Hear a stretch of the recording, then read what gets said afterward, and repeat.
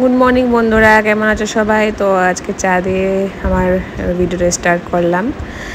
আর এত গরম পড়েছে 2 দিন থেকে, কি বলবো, মানে বিছানাটা কিন্তু সব গরম হয়ে গেছে। গরম একদম সহ্যই হচ্ছে না আমাদের।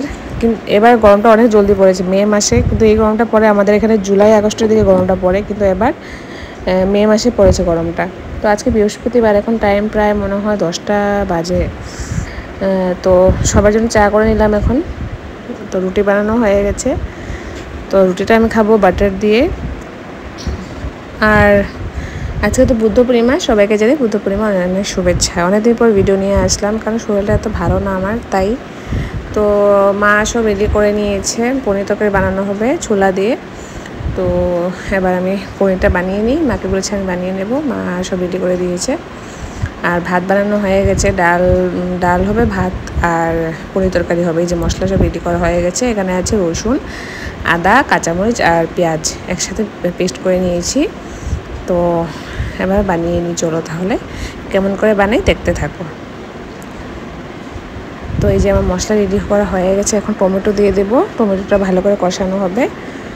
তারপরে এদিকে সব মশলা দিয়ে দেবো, হলুদ গুঁড়ো, আর মা একটা মশলা বানিয়েছে বাড়িতেই, ওই মশলাটাই দেবো। আর এখানে দিয়েছি একটু সামান্য জিরের গুঁড়ো, আর নুন দিয়েছি সামান্য পরিমাণ মতো। তো এই যে মশলা একটু জল ছিল, এটাও দিয়ে দিচ্ছি, তাহলে ভালো করে কষানো হয়ে যাবে। তো এদিকে আমার ছোলাটা দেখি কতটুকু হয়েছে সেদ্ধ।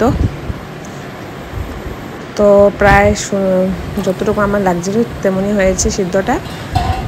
আমার একদম কাঁচা কাঁচা ভালো লাগে না, একদম বেশি নরমটাই ভালো লাগে খেতে।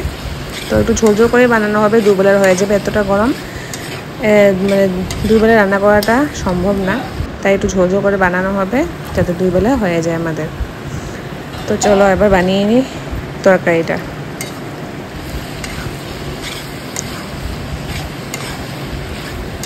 তো এদিকে আমার কষানো হয়ে গেছে পুরোপুরি, এখন দিয়ে দিলাম ঝোল, আর লাস্টে দিয়ে দিলাম গরম মশলা।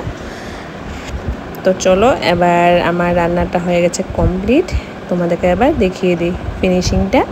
এই যে পনিরের তরকারি, আর পনিরগুলো একটু বড় বড় করে কেটেছে মায়ের। আর এদিকে আছে মসুর ডাল। আর এখন 3টে বাজে, মুখে একটু ফেস প্যাক লাগিয়েছি চন্দন আর টমেটো দিয়ে। তো আজকে বাড়িতে নারায়ণ পুজো দেওয়া হয়েছিল, এটারই প্রসাদ খেয়ে আজকে ভিডিওটা ছোট্ট মোটো করলাম। কেমন লাগলো জানিও।